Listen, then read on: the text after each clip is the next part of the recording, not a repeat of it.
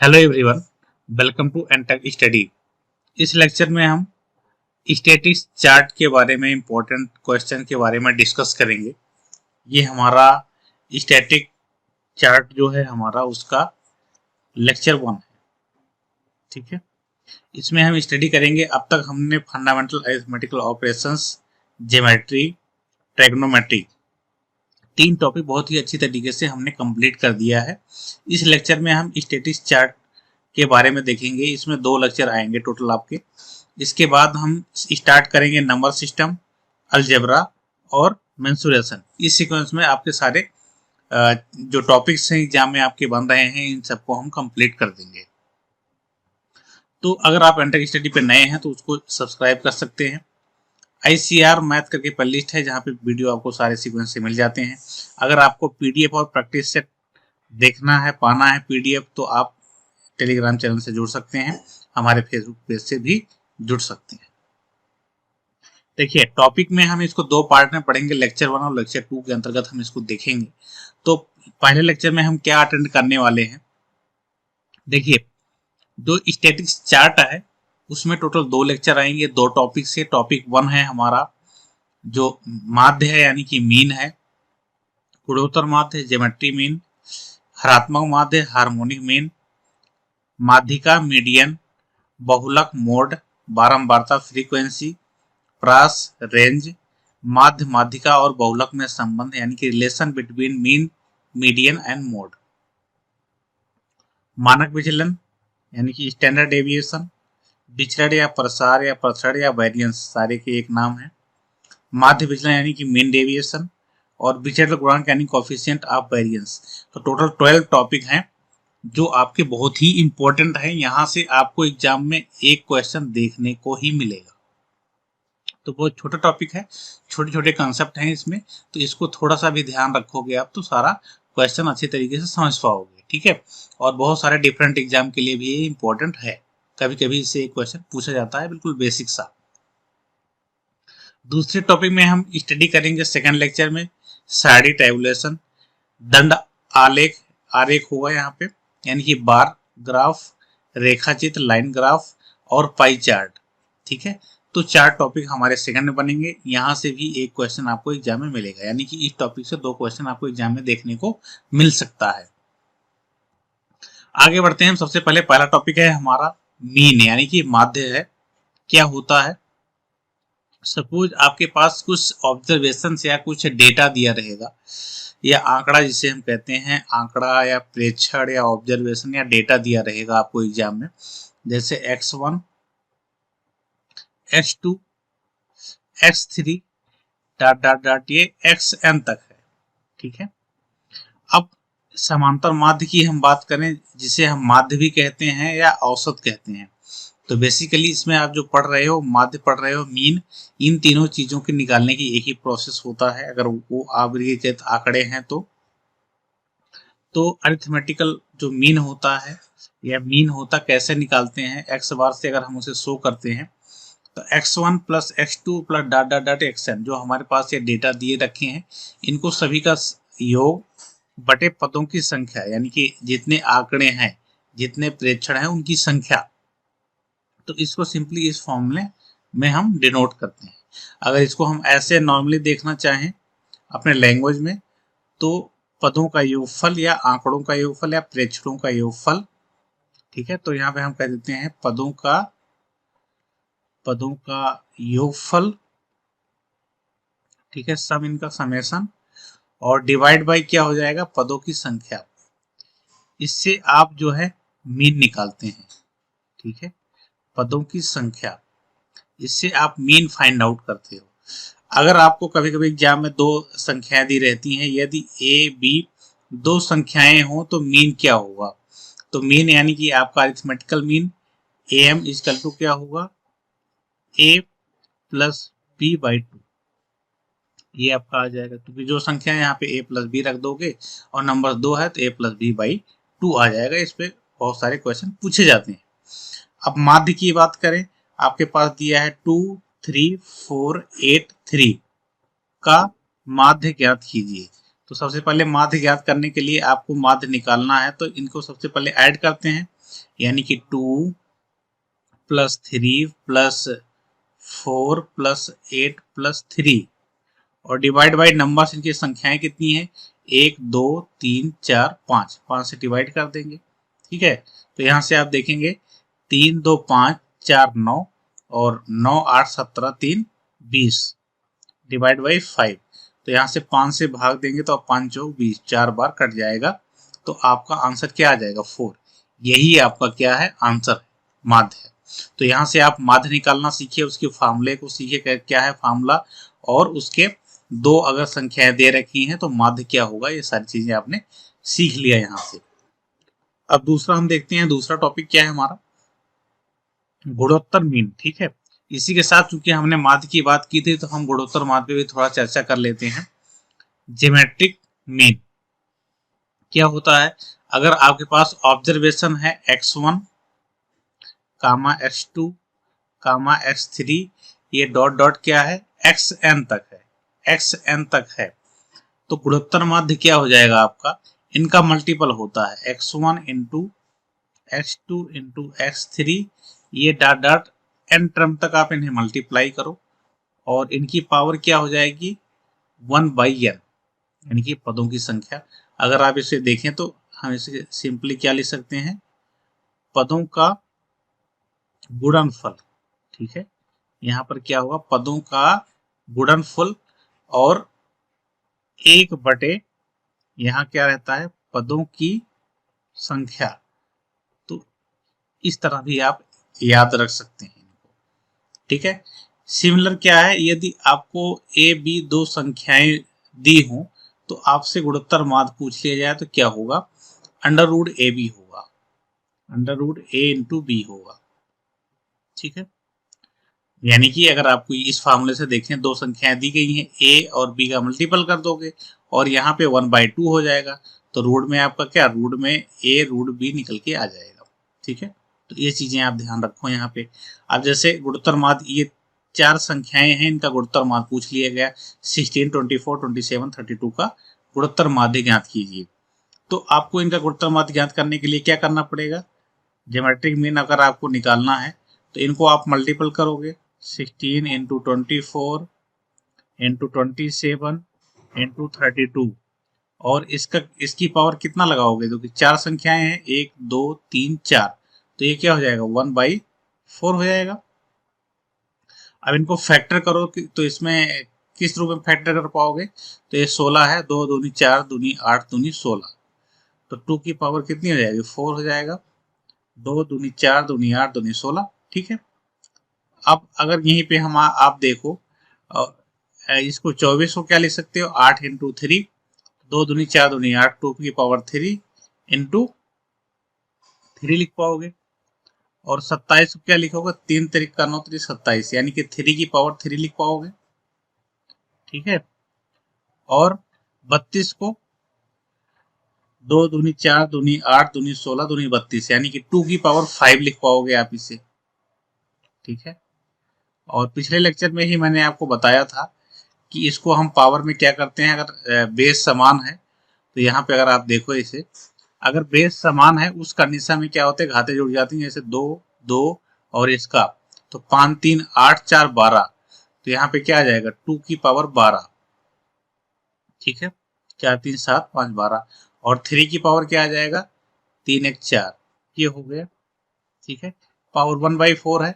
अब ये क्या होगा, इससे डिवाइड हो जाएगा, तो 12 जब ये अंदर आएगा तो 2 की पावर क्या हो जाएगा 12/4 इंटू 3 की पावर 4/4 हो जाएगा। तो यहाँ से देखेंगे 2 की पावर 4 तिहाई 12 इंटू 3 की पावर 1, तो 8 हो जाएगा, 2 की पावर 3 यानी कि 8 3 24। तो आपका जो मीन आ गया, ज्योमेट्रिक मीन आ गया 24, यही आपका आंसर होगा। ठीक है, तो यहाँ से ज्योमेट्रिक मीन से जो क्वेश्चन बनते हैं सारे आप कर लेंगे अगर इनको आप ध्यान में रखते हैं तो। थर्ड आपका आता है हरात्मक माध्य, यानी कि जिसे हम कहते हैं हार्मोनिक मीन, हार्मोनिक मीन। ठीक है, हरात्मक माध्य।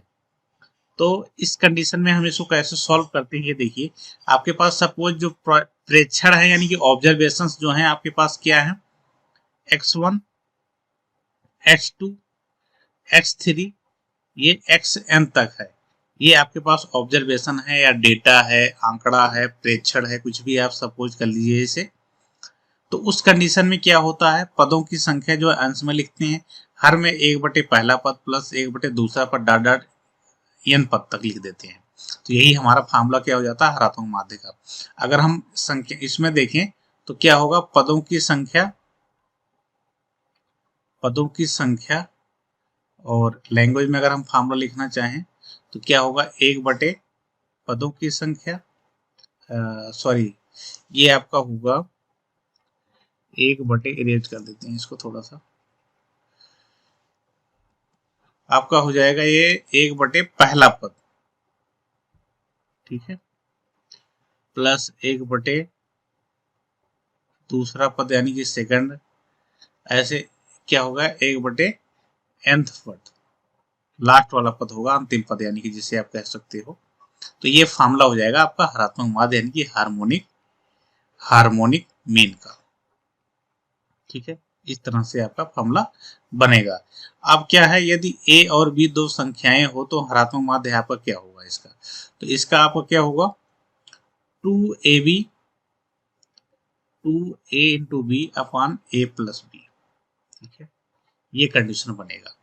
अब यहाँ पे आपको HM और GM और AM तीनों चीजें आपको मिल गई, तो उसमें आप रिलेशन निकाल सकते हो। एक रिलेशन आपको सीधे सीधे याद रखना है, जो अरिथमेटिकल मीन होता है वो ज्योमेट्रिक मीन से हमेशा या तो बराबर होगा या तो बड़ा होगा, और हरात्मक मीन से भी जो ज्योमेट्रिक मीन होगा वो बड़ा होगा या बराबर होगा। तो ये कंडीशन आप याद रखना, डायरेक्ट पूछा जा सकता है।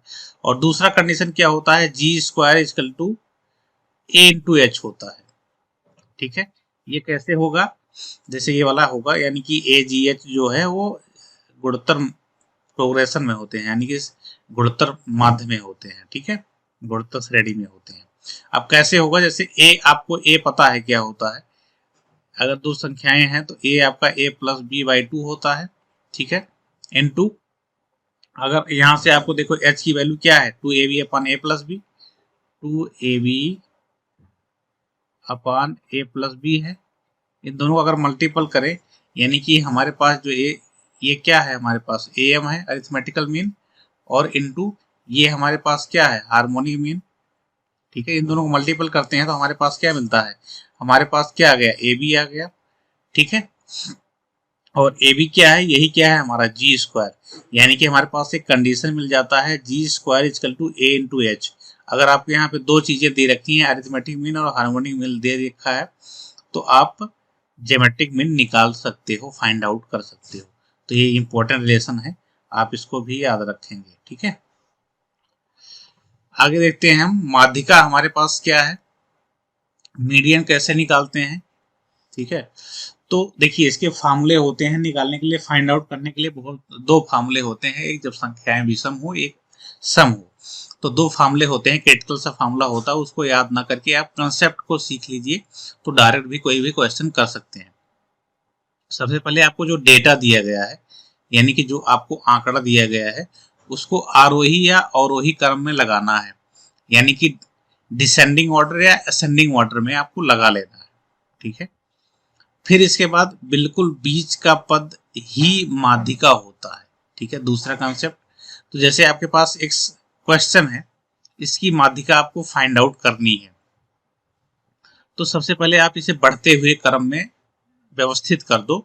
इसके बाद जो बीच की संख्या होगी वही आपकी माध्यिका होगी, यानी कि मीडियन होगी।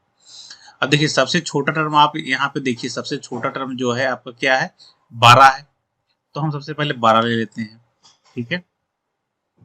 अब उसके बाद देखेंगे आप, उसके बाद छोटा टर्म क्या है, आपको नजर आ रहा होगा 15 है, 15 के बाद देखिए 16 है, 16 के बाद क्या है, ठीक है, 16 के बाद आपका क्या है, 17 है, ठीक है। 17 के बाद देखिए 18 भी है, 18 के बाद 19 भी है, ठीक है। 19 के बाद देखिए 20 नहीं है, 21 है, 21 के बाद 22 नहीं है, 23 है आपके पास, 23, इसके बाद 25 है, 23 के बाद 24 नहीं है, 25 है 2 बार, ठीक है, तो 25 हो गया। फिर इसके बाद एक संख्या बची आपका 27, ठीक है। अब आपने इसे क्या बढ़ते हुए क्रम में लिख दिया, सबसे पहले छोटी संख्या, फिर इसके बाद फर्दर बढ़ते हुए क्रम में व्यवस्थित कर दिया। अब देखिए इसमें संख्याएं क्या है, 1 2 3 4 5 6 7 8 9 10 11, यानी कि अगर हम देखें तो 5 संख्याएं इधर से सेलेक्ट कर सकते हैं हम, ठीक है। और लास्ट से 5 संख्याएं अगर हम सेलेक्ट कर दें तो हमारी बीचों बीच वाली संख्या क्या बची, एक संख्या है जो बिल्कुल बीचों बीच की बची, यही हमारी क्या है, माध्यिका, ठीक है। यानी कि कोई भी आंकड़ा दिया रहे, कोई भी डेटा दिया रहे, उस डेटा को आप बढ़ते हुए क्रम में व्यवस्थित कर दो। इसके बाद जो बिल्कुल बीच की संख्या होगी वही आपकी माध्यिका होगी, ये कंसेप्ट है। तो यहाँ पे 19 आपका आंसर हो गया, 19 ही आपका आंसर है, ठीक है। अब दूसरा क्या है, दूसरे में कंडीशन में आपको माध्यिका फाइंड आउट करना है। ये केस क्या हो गया, जब आपके पास संख्याएं विषम है, जब आपके पास जो डेटा दिया गया है वो विषम है, उस कंडीशन में आपने फाइंड आउट कर लिया। अब देखिए दूसरा एग्जाम्पल मैं आपके सामने रखा हूं, देखिए 5 8 9 10 12 2 3 4 की माध्यिका ज्ञात कीजिए, यानी मीडियन फाइंड आउट करिए। तो इसमें भी हम बढ़ते हुए क्रम में लिखेंगे। सबसे पहले हमारे पास 3 है, फिर 4 है, फिर 5 है, 3 4 5 हो गया। 5 के बाद सॉरी 2 भी है यहाँ पे, तो सबसे पहले 2 हो जाएगा। 2 3 4 5 हो गया, 6 नहीं है, 7 नहीं है, 8 हो गया। 8 के बाद 9 आ गया, 9 के बाद 10 आ गया, 10 के बाद 12 आ गया, ठीक है। अब देखिए इसमें आपके पास 1 2 3 4 5 6 7 8 8 है, यानी कि सम संख्या में है ये क्वेश्चन आपका। तो उस कंडीशन में जो है बीच का पद कैसे फाइंड आउट करेंगे, क्योंकि विषम में होता दोनों तरफ से आगे पीछे से हम बराबर संख्याएं निकाल के बीच का पद फाइंड आउट कर सकते थे। यहाँ पे क्या करेंगे, देखिए 4 संख्याएं यहां तक आपने लिया और 4 संख्याएं यहां लिया। अब बीचों बीच की संख्या जो है इन दोनों यहाँ होगी बीचों बीच संख्या। तो उस कंडीशन में क्या है, बिल्कुल बीचों बीच संख्या के लिए क्या आप जस्ट एक लेफ्ट वाली संख्या और जस्ट एक राइट वाली संख्या, ये दोनों लेकर के इनका एवरेज निकाल देंगे, यानी कि 8 + 5/2, यानी कि 8 5 13, 13/2 क्या हो जाएगा, 13/2 इक्वल टू क्या हो जाएगा, 6.5, ठीक है। यही आपका क्या हो जाएगा, आंसर हो जाएगा। तो अगर सम का कंडीशन है तो आप कैसे फाइंड आउट करोगे, इस तरह से बराबर संख्या निकाल दोगे, जो बिल्कुल बीचों बीच वाली संख्या होगी इन दोनों का आधा होगा, यानी कि एवरेज कर दो इनको, 5 + 8 8 5 13/2, यानी कि 6.5 आपका आंसर आ जाएगा। तो आशा करते हैं आपको मीडियन समझ में आया होगा। आप फार्मूले पे ना जाकर के डायरेक्ट यहाँ से फाइंड आउट करेंगे तो आप बहुत ही जल्दी क्वेश्चन को कर पाएंगे और कोई कंफ्यूजन भी नहीं होगा आपको यहाँ से। बस कुछ क्वेश्चन 8-10 क्वेश्चन आप प्रैक्टिस कर लीजिए। अगला हम फाइंड आउट करेंगे, हमारे पास क्या है, बहुलक, जिसे हम कहते हैं मोड, ठीक है। तो अवर्गीकृत आंकड़ों में सबसे अधिक बार आने वाला पद, सबसे अधिक आने वाला पद जो है वही हमारा बहुलक या मोड कहलाता है, ठीक है। किसी डेटा में जो मैक्सिमम नंबर्स में आ रहा है उसी को हम क्या कह देते हैं, वही हमारा क्या है, बहुलक है। जैसे एक आपके पास डेटा कुछ दे रखा है, इसमें बहुलक बताना है आपको, 5 7 8 9 7 10 11 7 12 7 18 7। तो आप यहाँ पे देख रहे हैं सबसे अधिक बार आपको 7 मिल रहा है, ठीक है। सबसे अधिक बार जो है 7 आ रहा है, तो 1 2 3 4 5 बार आ रहा है 7, ठीक है। तो इसमें से क्या कह रहा है, जो सबसे अधिक बार आता है टर्म, वही टर्म ही आपका बहुलक होता है, यानी कि यहाँ पे बहुलक क्या हो जाएगा, 7, यही है आंसर। क्योंकि 7 जो है इस वाले डेटा में सबसे अधिक बार आया है, इसलिए 7 जो है आपका बहुलक होगा, यानी कि मोड होगा। अब सेकंड क्वेश्चन है, अगर कभी कभी ऐसा डेटा दे दिया जाए 1 2 3 4 5 6 7, यानी कि सब जो है एक बार कोई भी रिपीट नहीं हुआ है, सब सारी जो डिजिट हैं एक बार ही आए हैं, तो इस कंडीशन में बहुलक आपका क्या होगा, 0 होगा, यानी कि 0 होगा, ठीक है। थर्ड क्वेश्चन है 1 2 3 3 1, इसका आपको बहुलक यानी कि मोड फाइंड आउट करना है। तो यहाँ पे आप देखिए एक जो है वो 2 बार आया है और 3 भी 2 बार आया है, यानी कि 2 ऐसे डिजिट हैं जो बराबर बार आए हैं, यानी कि 2 बार आए हैं। तो इस कंडीशन में आपका बहुलक दोनों हो जाएगा, यानी कि आपका बहुलक 1 भी है और बहुलक 3 भी है। ये है आपका आंसर, यानी कि इस कंडीशन में दो बहुलक होंगे 1 और 3, क्योंकि ये दोनों सबसे अधिक बार आए हैं और बराबर बार आए हैं, इसलिए आपको बहुलक दोनों आंसर मार्क करना होगा। तो ये 3 टाइप के क्वेश्चन बहुलक में बनते हैं। आप क्वेश्चन को अच्छी तरीके से देख सकते हैं। देखिए, अब बारंबारता क्या है, बहुलक आप समझ गए, तो बारंबारता क्या होता है, फ्रीक्वेंसी हमारा क्या होता है। तो किसी पद के प्रेक्षणों की संख्या कितनी है, वही हमारा क्या बारंबारता हो जाता है। जैसे आपसे पूछेगा कि 5 की बारंबारता ज्ञात कीजिए, तो 5 की बारंबारता क्या है, 5 काउंट कर लो कितनी बार है, 1 2 3 बार है। इस वाले डेटा में 5 3 बार आया है, इसलिए 5 का बारंबारता क्या हो जाएगा, 3 हो जाएगा। यही आपका आंसर है।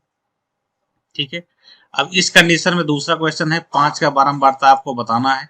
तो 1 2 3 4, तो यहाँ पे 5 की बारंबारता क्या है, यहाँ 5 की बारंबारता 4 है। यही आपका आंसर है, यानी कि कोई भी पद कितनी बार आ रहा है वो उसकी बारंबारता होती है। ठीक है, और डेटा में जो अधिक बार आ रहा हो वही पद क्या है, बहुलक है। ठीक है, तो बहुलक और बारंबारता में डिफरेंस आपको समझ में आया होगा।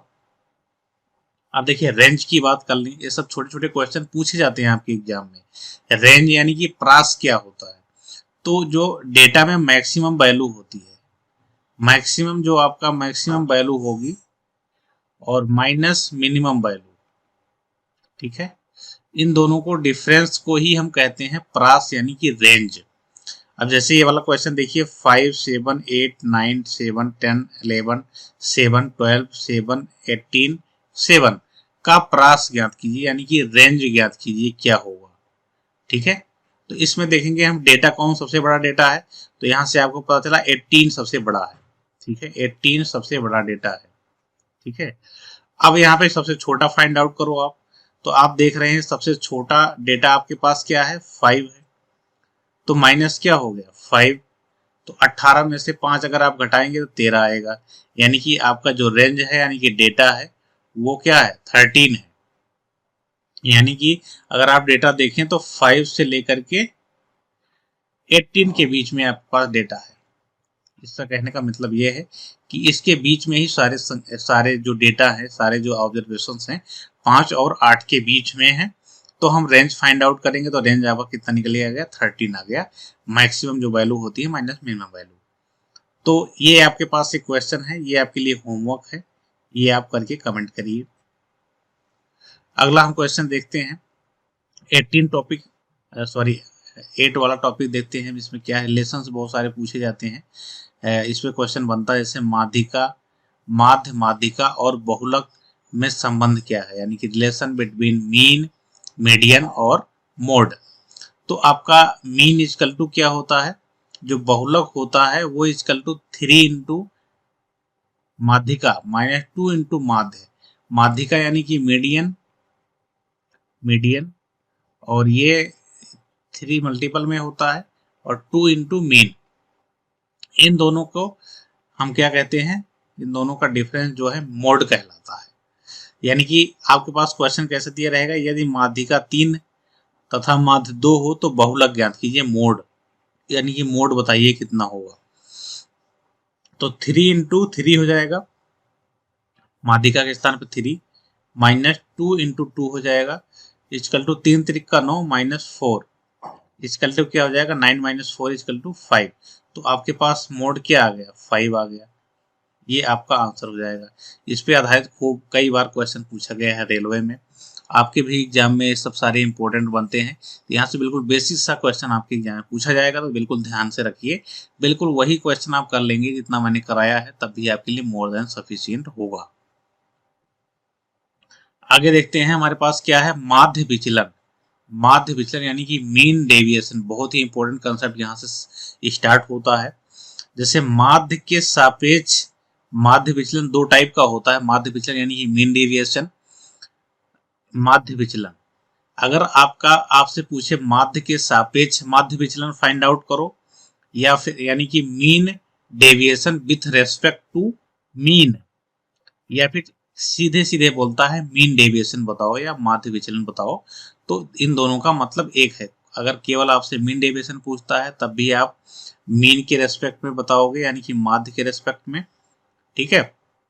अगर आपसे दूसरा टाइप बनता है माध्यिका के सापेक्ष माध्य विचलन, माध्यिका के सापेक्ष माध्य विचलन, यानी कि जो हमारा मीडियन है, mean deviation with respect to median, ठीक है। अगर ये सीधे सीधे बोलता है, आपके एक क्वेश्चन जो है ये सीधे सीधे बोलता है, तभी आपको फाइंड आउट करना है मीडियन के विथ रेस्पेक्ट टू मीडियन, यानी कि माध्यिका के सापेक्ष में। अदरवाइज आपसे अगर केवल सीधे सीधे माध्य विचलन की बात करता है तो आपको डेटा को मीन के माध्यम से फाइंड आउट करना है। तो पहला क्वेश्चन क्या है, जैसे क्वेश्चन से हम सीखेंगे, ठीक है, कैसे फाइंड आउट करना है, प्रोसेस आपको यहीं से समझना है। 3, 4, 3, 5, 10 का माध्य विचलन ज्ञात कीजिए, ठीक है, ये क्वेश्चन है आपके पास। अब हम कैसे फाइंड आउट करेंगे इसे, देखिए सबसे पहले हमें क्या है, माध्य निकालना होगा इसका। माध्य विचलन बोला है, यानी कि हमें किसके सापेक्ष निकालना है, माध्य के सापेक्ष ही निकालना है। तो सबसे पहले हम इसका माध्य निकाल लेंगे। यहाँ पे हम माध्य फाइंड आउट कर लेते हैं इसका माध्य, यानी कि m की वैल्यू हम फाइंड आउट कर लें यहाँ से।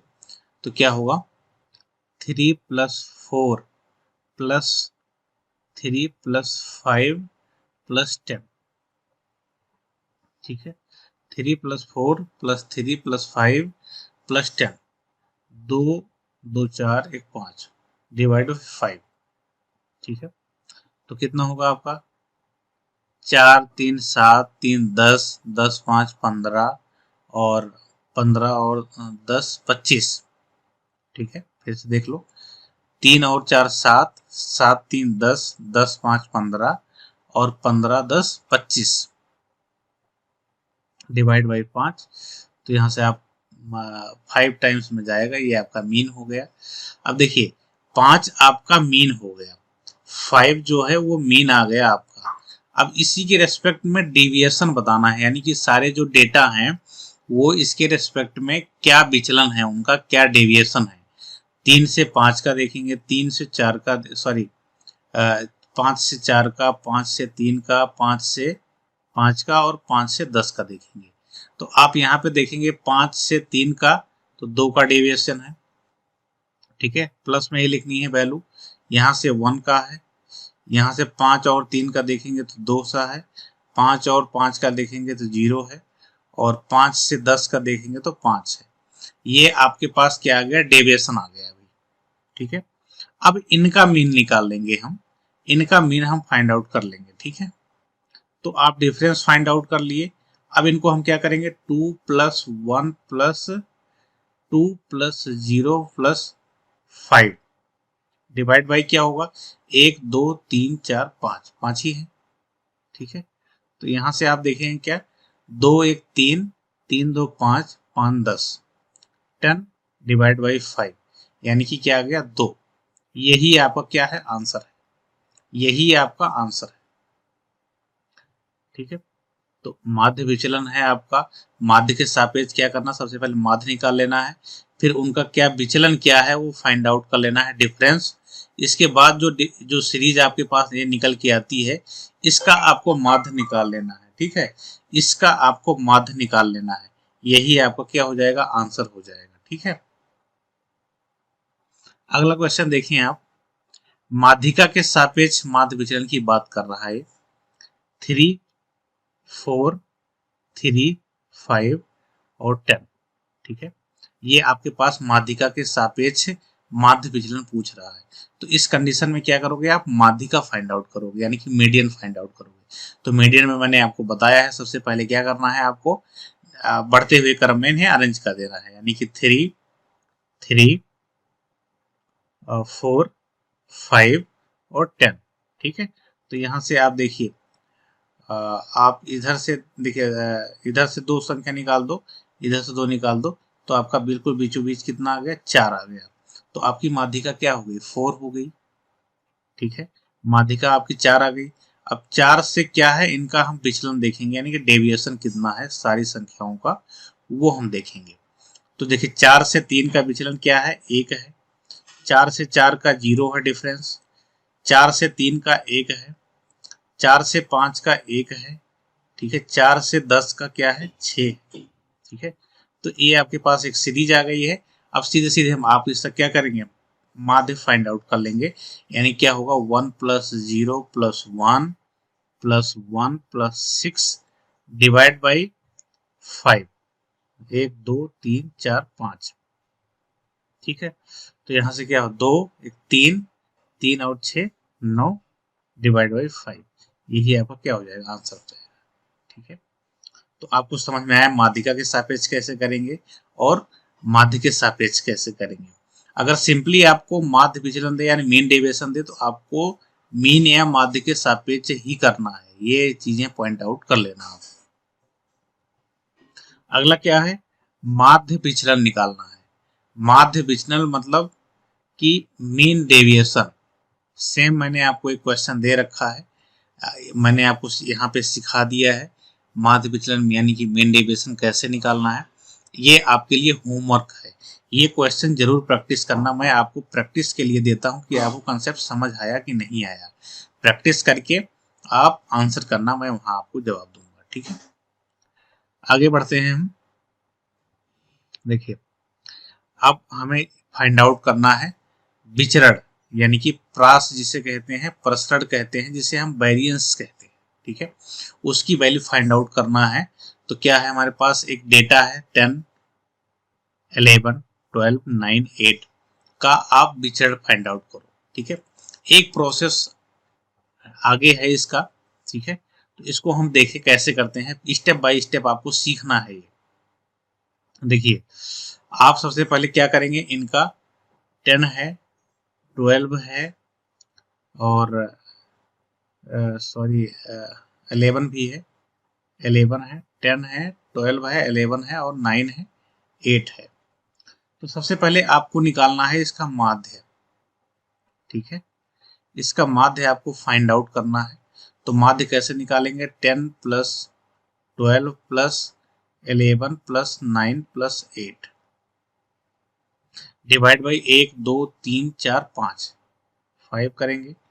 ठीक है, तो यहां से आप देखेंगे 12 और 8 20 10 30 और 20 50 50 डिवाइड बाई 5।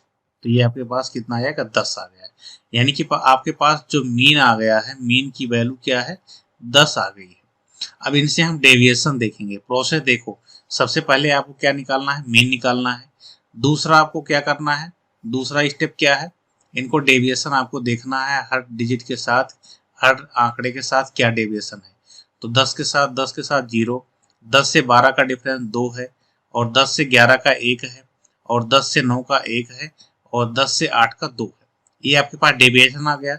अब थर्ड क्या करना है, ये आपके पास क्या आ गया, डेविएशन आ गया। ठीक है, अभी डेविएशन आया है।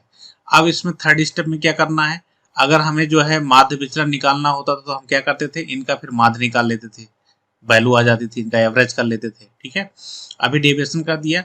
अब इनको हम स्क्वायर करेंगे। ये वाला स्टेप जो है, 0 का स्क्वायर 0, 2 का स्क्वायर 4, 1 का स्क्वायर 1, 1 का स्क्वायर 1, 2 का स्क्वायर 4।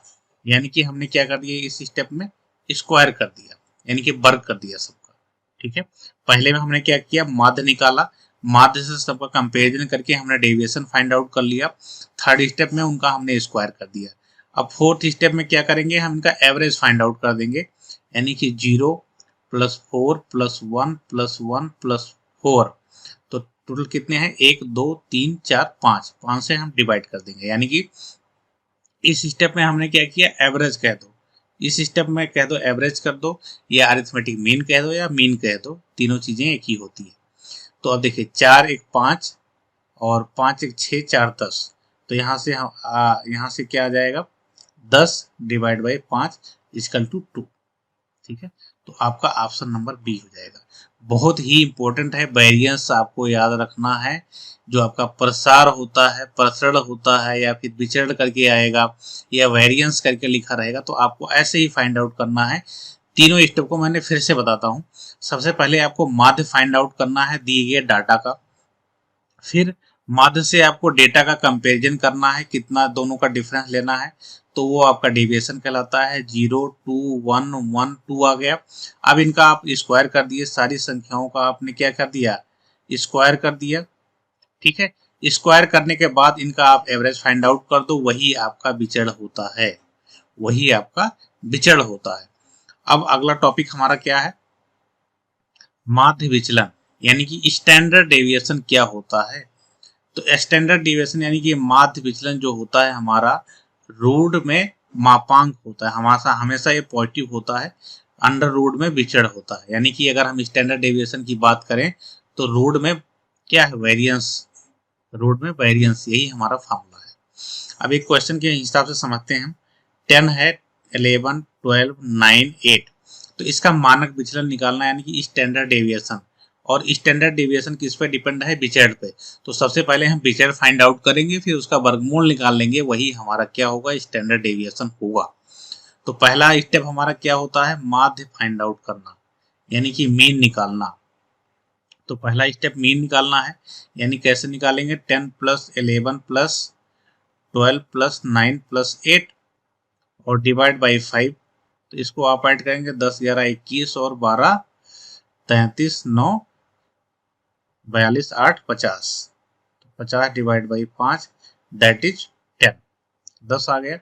अब ये जो हमारे पास आंकड़े दे रखे हैं इनका हम कंपेरिजन करेंगे किससे, माध्य से, जो कि हमारा क्या कहलाता है, डेविएशन कहलाता है। तो हमारे पास माध्य कितना आ गया, 10, 10 से 10 से कंपेरिजन करेंगे तो हमारे पास क्या आएगा, 0। फिर इससे कंपेरिजन करेंगे तो हमारे पास क्या आएगा, 1 आएगा। 10 माइनस 11 हमेशा पॉजिटिव संख्या ही लेंगे। इसका करेंगे तो 2 आएगा। ठीक है, इन दोनों का डिफरेंस देखेंगे तो क्या आएगा, 10, 1 आएगा। ठीक है, 1। और अगर आप इससे देखेंगे 10 से 8 का देखेंगे तो आपका क्या आएगा, डिफरेंस 2 आएगा। तो आपने पहला स्टेप क्या है, माध्य निकाला, और दूसरा स्टेप आपने क्या, डेविएशन फाइंड आउट कर लिया। ठीक है, डेविएशन फाइंड आउट कर लिया। अब तीसरे स्टेप में हम क्या, इसका वर्ग करते हैं, 0 का 0 होगा, और 1, 1 का स्क्वायर 1, 2 का स्क्वायर 4, 1 का स्क्वायर 1, 2 का स्क्वायर 4। ठीक है, इस ये क्या आपने स्क्वायर कर लिया। ठीक है, अब फोर्थ पॉइंट क्या है, इनका स्क्वायर आपने कर लिया।